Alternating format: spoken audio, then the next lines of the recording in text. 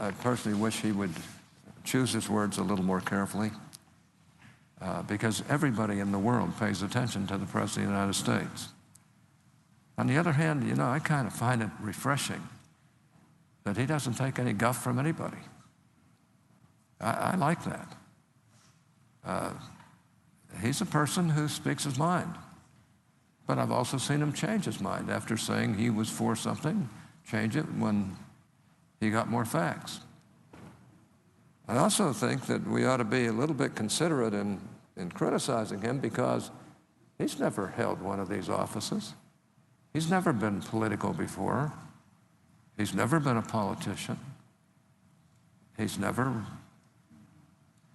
done all of the things that such a background would be of assistance to him. He's a brand new president, coming right out of the private sector. He is picking excellent people for his cabinet. I don't know that I've ever seen any president pick better cabinet members than he has, not the least of whom will be the two that should go through before the end of this week. Congressman Price, he is a tremendous choice. He probably, as those leaders have indicated, has as much knowledge about our healthcare system as anybody on earth. Stephen Mnuchin, I didn't even know Stephen Mnuchin, but I've spent hours with him, and I have to say he's brilliant. I said to him, I said, you know, Stephen, you're going to lose a lot of money by taking this job. He said, I don't care. He said, I want to serve my country. Now, that's kind of an attitude that comes from the private sector that's inexperienced, maybe, with regard to politics. But I was refreshed by it. Refreshed to the point that I'm going to help him every way I can to become the greatest Treasury Secretary we've ever had. I'll tell you one thing, he does understand a lot about money. He understands a lot about Wall Street. He understands a lot about business acquisitions and business matters. He's a practical person, as is our president, who does enjoy slamming people from time to time. I don't know that we should be so sensitive sometimes, because he oftentimes repeals what he said afterwards, and I find that refreshing too. I happen to like this president. I think he's a refreshing new leader for this country. He's not going to play the same old games that almost everybody who has been president has played. He reminds me a lot of President Reagan in that regard. Reagan, of course, had been a governor before he came here, and a good governor. But he didn't take himself too seriously. And he would say some things that got him in trouble from time to time, too. Well, they all have, haven't they? I guess being president, every word that you say is being carefully weighed. And this president's going to have to realize that as well. And I think he will. He's a very, very bright man. I think we're lucky that we can have somebody come out of the private sector into the White House with all the flaws and faults that people are finding in Donald Trump, and be willing to take the criticisms and fight back sometimes. Is he perfect? No. Is he ever going to be perfect? No, he's not. But neither will any of us ever be perfect.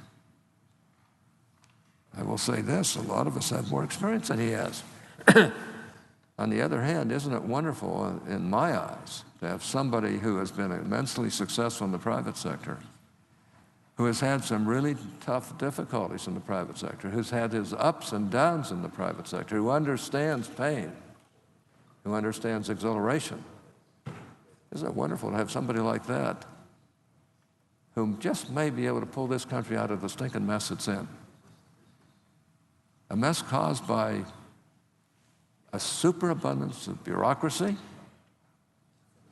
by arrogant members of Congress, by very liberal states that are dependent upon the federal government rather than upon themselves. And I could go on and on. Let's give this president a little bit of a chance. Above all, let's give him his cabinet, and let's quit playing these games. I know that some on the Democrat side must feel that they're making headway by playing these silly games, knowing that these cabinet officials are going to go through, while they stopped them from being able to do the job that needs to be done, and have made it more difficult than any president I recall in my time in the United States Senate. They're treating this president in a very belligerent, awful way. So I think we ought to provide a little bit of leeway for him to make some verbal mistakes from time to time, even though we all wish he wouldn't. But I'll tell you this, I think it's time for this body to start working, and more importantly, start working together. There's nothing we can't do if we'll work together. We can save this country if we'll work together. We can have a better attitude in this country if we'll work together. We can be an exemplar for the rest of the world if we work together.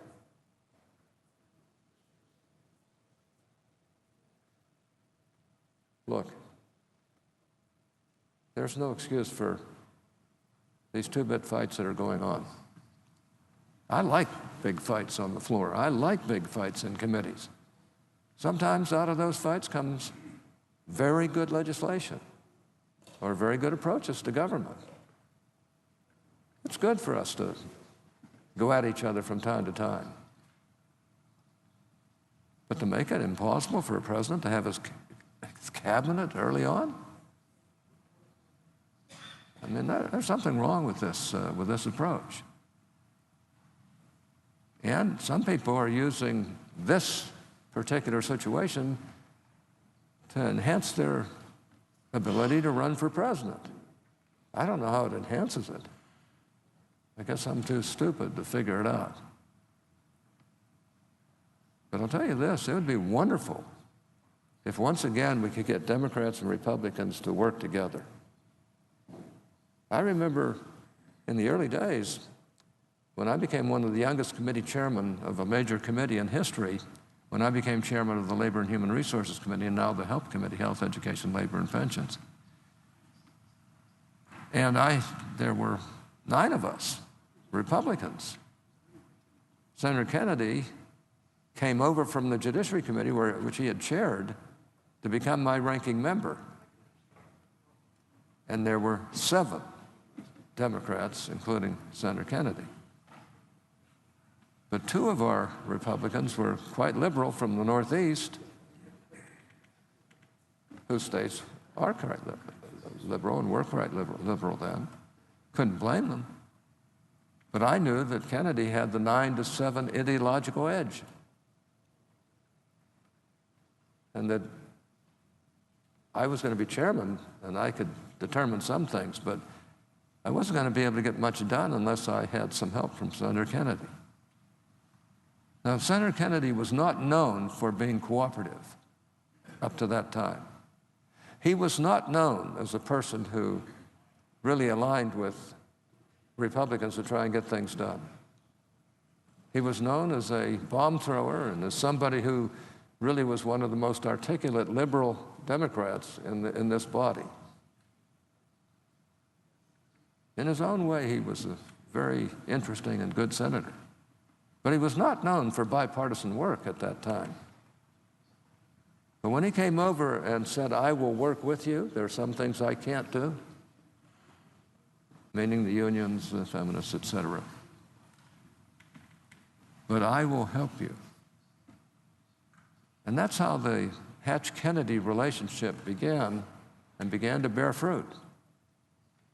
And it couldn't have happened except for 2 tough people with differing principles who are willing to get together and set aside their differences and do some things that were not only important to the country, but beneficial to the country. And we were known as the odd couple. He would laugh about that in public and say, we're known as the odd couple. And I'd always point to him and say, we all know who the odd one is, don't we? And he'd laugh, and he was a fun guy to be with. But when he was serious about something, he could be a formidable challenger. But he earned the right to be that. He didn't just pop off because he wanted to be president. He earned the right. And he earned our respect. And he earned my respect. And he became, from that time forth, he was considered a very important senator at that time, but he was not considered a great legislator. But he went on from there to become a great legislator. I know, we've worked together on a lot of things that are law today, and good laws today. And he had to learn to compromise to be able to get this type of work done, and so did I.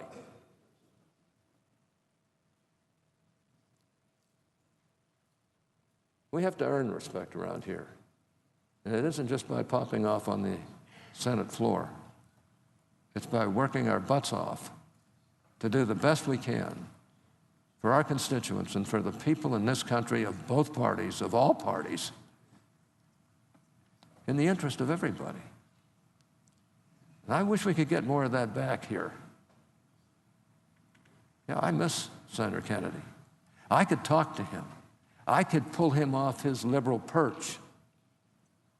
I could get him to do things that not anybody could get him to do up till that time. And he could get me to do some things that I wasn't inclined to do at the beginning. But as we worked them out, found out that some of the things we both agreed on by pulling each other together became some of the most important bills in history. I'd like to see more of that around here. I'd like to see us all start working together. A good way to do that would be to give the president the cabinet that he needs and that he wants. Maybe that's one reason why he's saying some things that well, those on the other side are finding fault with. And maybe some on my side are finding fault with. He doesn't have his cabinet. He doesn't have the advisors that he needs as president. We're not helping him here as president. We're not helping him to get the people around him that he needs. We're delaying and obfuscating and fighting against people that we shouldn't be fighting against. I think in terms of Congressman Price, just on the exigent right now, and Stephen Mnuchin, two extremely important men for two extremely important positions that are left floundering right now because we're unwilling to get the job done. And if there were real arguments against them, that's another matter. But some of the phony arguments that have been brought up are just pathetic. I remember when one of the Democrats wanted to be Treasurer of the United States. He had some real flaws. He even hadn't paid taxes in some ways. But he was a good person and wanted to serve his country. And we worked out the difficulties, and he was able to serve as Secretary of the Treasury. And I can name a number of others. If we want perfection here, we're crazy. Nobody's perfect, and everybody has some things that they wish they hadn't have in their biography. But I can say this, I was really, really disappointed in this body for holding up Jeff Sessions, who was a really good person. Yeah, I didn't always agree with Jeff Sessions, but I knew one thing, he was honest in his beliefs. He was courteous in making his arguments. He did a lot of things that really were right. And frankly, the fact that we differed was kind of irrelevant because he was worthy of this position. I could go through a number of others, but let me just say, I happen to be one of the people who really likes the minority leader in this body. I think he could become one of the great leaders of the Senate. Whether, hopefully in the minority, but he could become a great leader. He's smart, we all know that. He's aggressive, we all know that. He's had some degree of success around here, we all know that. He represents a huge constituency, we all know that. He's a good man, we all know that. And he has a good family, we all know that. Let's get rid of some of the picky fights around here and let's start working together. The majority leader, Senator McConnell, in my opinion, is the best majority leader we've had here in a long, long time. He's smart, he understands the system, he loves the Senate, he is a really honest and good man. He's tough as nails. I'm sure he has flaws just like all the rest of us. But these are two really potentially great leaders. Could not only bring us together, but could help us to really save this country at a time when it needs saving, where we have $100 billion in unfunded liabilities. I mean $1 trillion, no, not billion, $1 trillion. Where we're deeply in debt, we're now $20 trillion in debt. These two gentlemen could bring us together and could help solve these problems. If we'd put the politics aside for the most part, we've got to have some politics here, or this would be an uninteresting body, but we don't have to have it on everything. And if these two gentlemen can get together, they're both bright, they're both smart, they both have given a lot of time to the United States Senate. I liked both of them. I could say I love both of them. They would really start working together. We could turn this country around. But to do that, the distinguished senator from New York is going to have to be concerned about the national debt and the annual deficits. The distinguished senator from Kentucky is going to have to worry a lot about what motivates the Democrats and what can we do to find common ground with the Democrats. I believe these two men can do that. And I'm hoping with all my heart they will, and I'm praying for them every day that they might get together and that they might put aside party politics in favor of bringing this country out of the mess it's in. I believe they can do that. I believe we can help them do that. And I'd like to see it done because we can't keep going the way we're going. And I actually believe the president will grow into becoming a great president, too, if we'll help him a little bit rather than just fight everything he does or everything he says or try to criticize him every time he opens his mouth. Now, I'd like to see us show some respect for the president, too. I have ultimate respect for these two leaders. They're great men. But I'd like to see them be greater so that they will work together.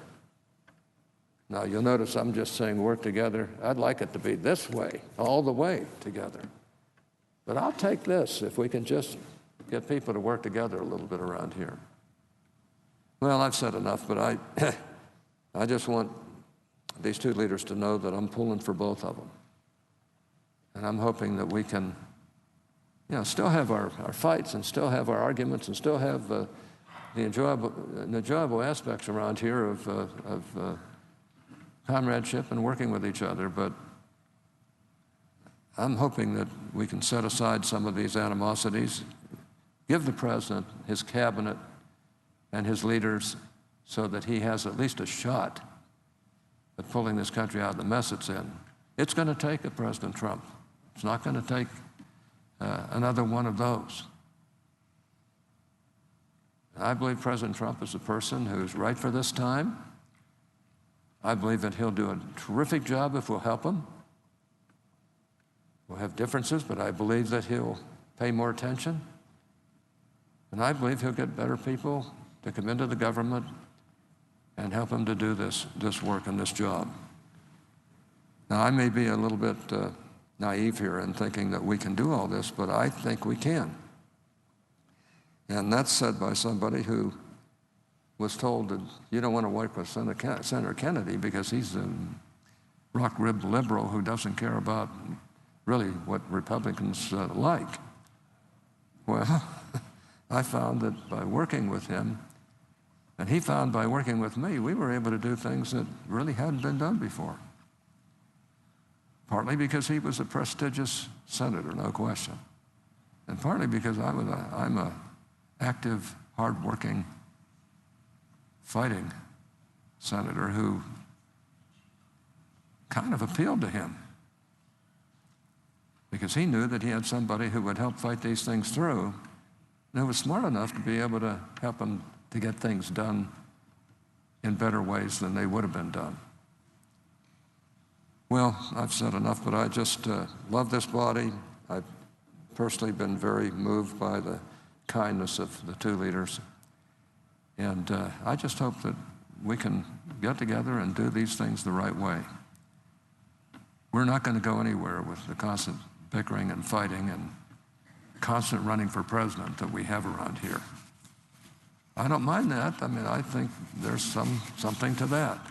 But it can't be every time a person opens his or her mouth. Mr. President, I suggest the absence of a quorum. I yield the floor, Mr. President. Mr. President. Senator from South Carolina. Thank you, Mr. President.